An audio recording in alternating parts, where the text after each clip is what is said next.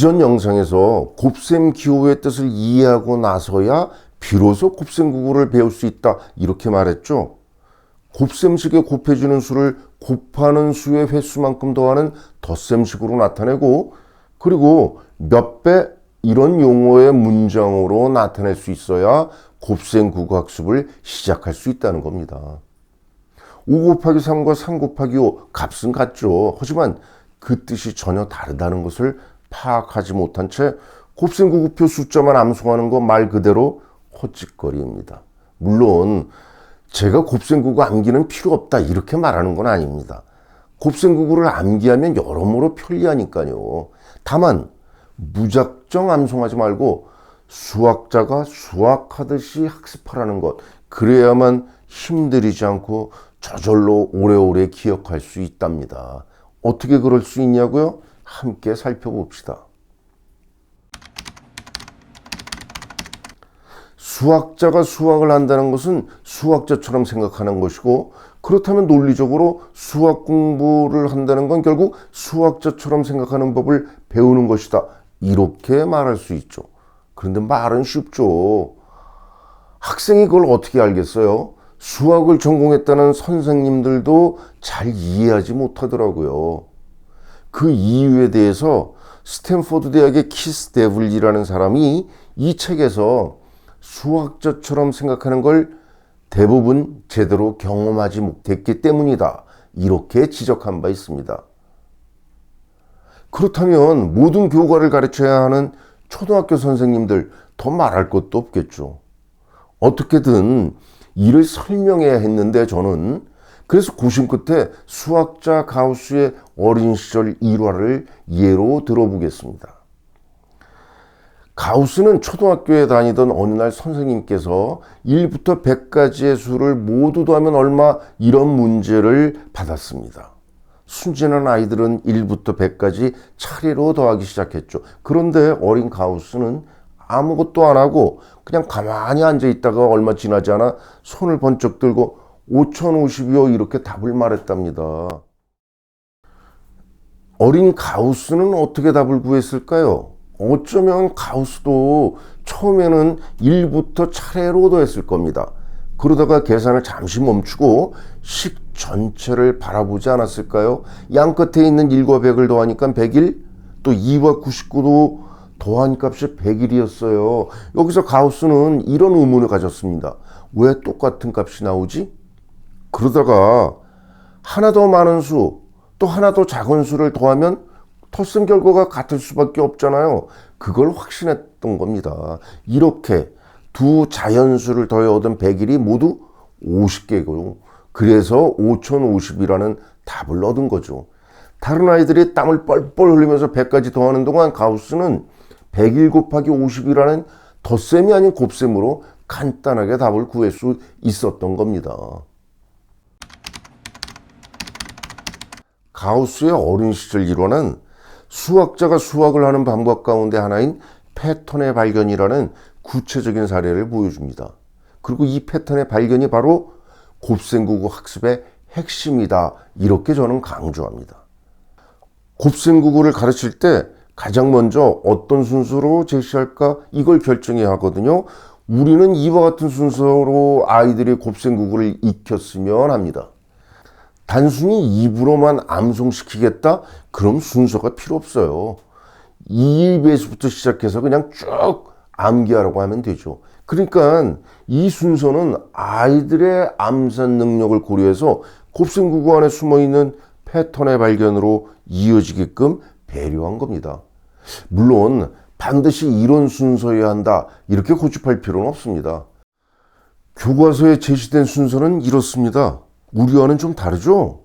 그런데 저는 이를 보고 영 느낌이 개운치 않았어요. 저만 그런지 모르겠는데 2단, 3의단 이상하잖아요? 어디서 본 것 같은 기시감이 들어서 찾아보았죠. 일본 교과서였습니다. 유도나 바둑에서 등급을 매기는 일본 용어, 이게 우리 아이들 교과서에 버젓이 등장한다? 좀 충격적이었습니다. 단이라는 용어는 그 후에 수학 교과서 어디에도 등장하지 않거든요. 굳이 그래야만 할까요? 우리말 좀 사용합시다. 2의 배수, 3의 배수 얼마나 좋아요. 좋은 우리말이 있잖아요. 우리 교과서에는 또 한 가지 이상한 게 있거든요. 왜 그런 순서로 제시했을까? 아무런 설명이 없어요. 지도서를 아무리 찾아봐도 찾을 수가 없었어요. 그냥 시키는 대로 하라는 건가요? 글쎄요. 제가 아는 수학 그런 게 아니거든요. 조금 이상하네요.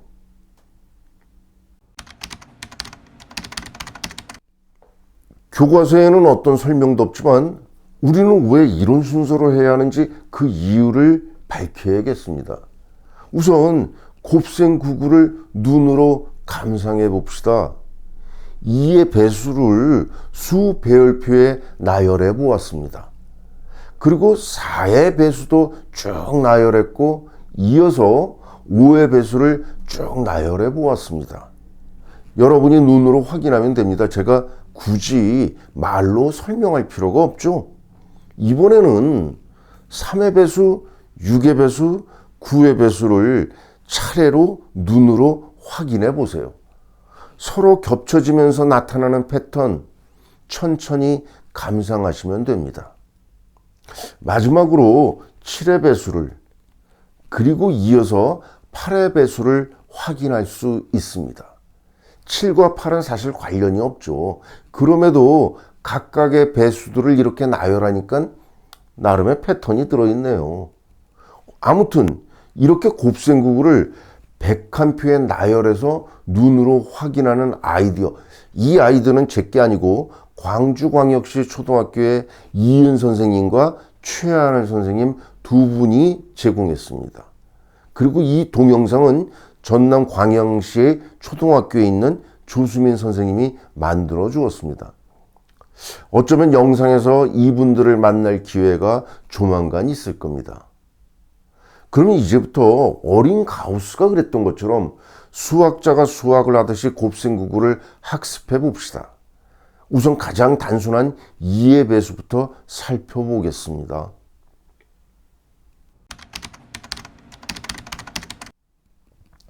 곱셈9구 학습을 2의 배수부터 시작하는 이유? 단순히 2라는 수가 처음 등장하기 때문이 아닙니다. 아이가 처음 수학을 시작하는 수세기 활동에서 2개씩 묶는 묶어세기에 익숙해져 있기 때문입니다. 우리 어른들도요, 둘, 넷, 여섯, 여덟 이런 식으로 2배수에 의해서 묶어세기를 자연스럽게 실행하고 있으니까요. 그래서 수직선 위에서 둘씩 띄어세기를 통해 빈칸을 하나씩 채우는 활동부터 시작합니다.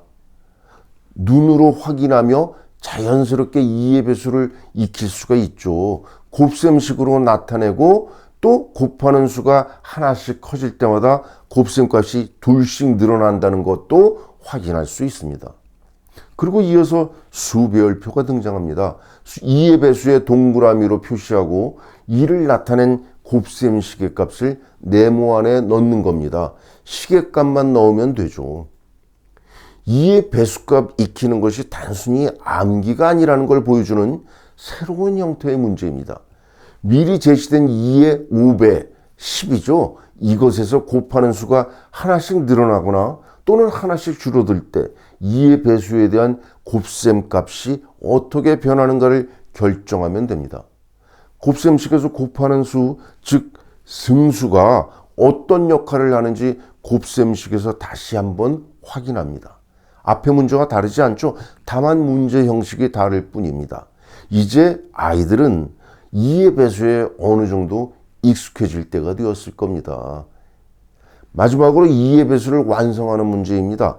빈칸을 채우다 보면 자신이 2의 배수에 얼마나 익숙해져 있는지 스스로 깨달을 수 있습니다. 수학자가 수학을 하듯이 곱셈9구를 학습한다는 것, 무슨 뜻인지 이제 어느 정도 이해되셨나요? 이어지는 다음 영상에서는 4의 배수부터 9의 배수까지 보다 더 새로운 사실들이 곱셈9구에 숨겨져 있다는 것 뿐만 아니라 다른 나라에서 곱셈9구는 어떻게 하는지 이것도 소개하려고 합니다. Good day.